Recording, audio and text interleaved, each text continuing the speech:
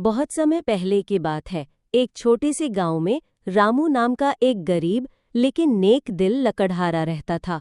वो हर दिन जंगल में लकड़ियां काटता और उन्हें बाजार में बेचकर अपनी रोजी रोटी कमाता था।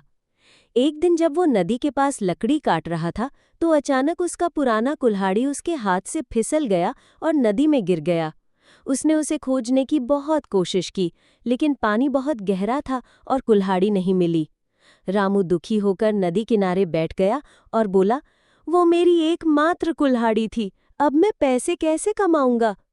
तभी अचानक नदी से एक सुंदर परी प्रकट हुई। उसने सब कुछ देखा था और रामू की मदद करना चाहती थी। परी ने पूछा, तुम क्यों रो रहे हो? रामू ने पूरी कहानी परी को सुना दी। परी मुस्कुराई और बोली, चिंता मत करो, मैं तुम्हारी मदद करूंगी। वो नदी में गई और एक चमचमाती सोने की कुल्हाड़ी लेकर आई। परी ने पूछा, क्या ये तुम्हारी कुल्हाड़ी है? रामू ने शांति से कहा, नहीं, ये मेरी नहीं है। मेरी कुल्हाड़ी पुरानी थी और लोहे की थी।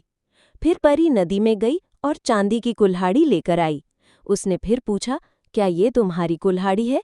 रामू ने फिर सिर हिलाया और बोला, नहीं, ये भी मेरी नहीं है। अंत में परी पुरानी लोहे की कुल्हाड़ी लेकर आई, वही जो रामू ने गिराई थी। रामू की आंखें चमक उठीं और उसने खुशी से कहा, हाँ, यही मेरी कुल्हाड़ी है। परी उसकी ईमानदारी से बहुत खुश हुई और उसे तीनों कुल्हाड़ियां सोने, चांदी और लोहे की इनाम में दे दीं। रामू ने धन्यवाद कहा और खुशी खुशी घर चला गया। उसने सोने और चांदी की कुल्हाड़ी बेच दी और आराम से रहने लगा। उसने हमेशा याद रखा कि ईमानदारी सबसे बड़ा गुण है। कहानी से सीख, हमेशा ईमानदार रहो। ईमानदारी का फल हमेशा अच्छा मिलता है।